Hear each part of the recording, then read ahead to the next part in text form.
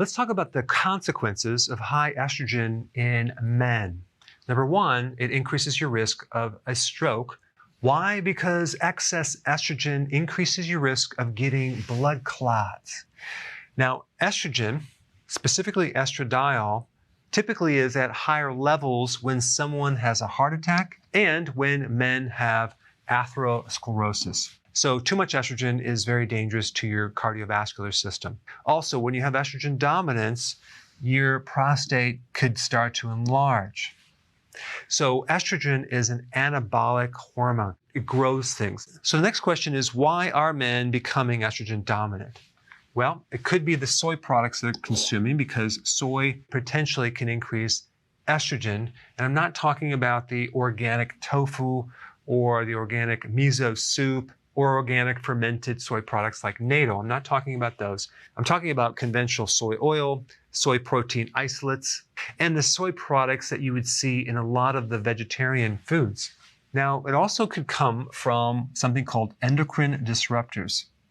So there are these things in the environment like pesticides, insecticides, herbicides, and fungicides that have the effect of mimicking estrogen. So endocrine disruptors are also called estrogen disruptors. So the more that you have in the body, the more estrogen effects you're going to have in the body.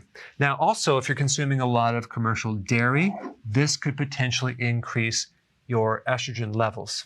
Now, while these definitely will increase estrogen, there's something that creates a bigger effect in your body. And that would be this: the conversion of testosterone to estrogen by this one enzyme called aromatase. If you have too much of this enzyme, that could be your number one source of estrogen, because it's just converting your testosterone to estrogen. So as your testosterone goes down, you lose your get up and go, you lose your lean body mass, and you start getting breast tissue, enlarged prostate, and increasing your risk for all sorts of other problems. So now the question is, where is this enzyme coming from? Well, can you take a wild guess? Your belly fat.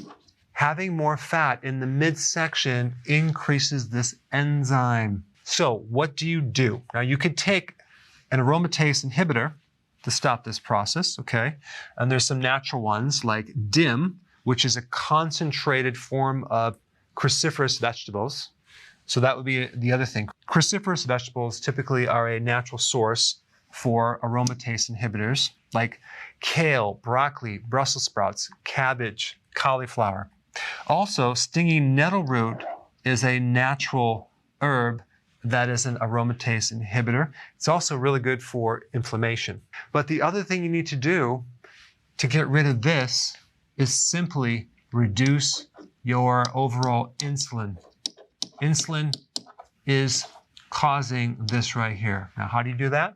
If you're new to my channel, what you need to do is you need to do something called the ketogenic diet and intermittent fasting. And I put the most important video right here to get started. Check it out.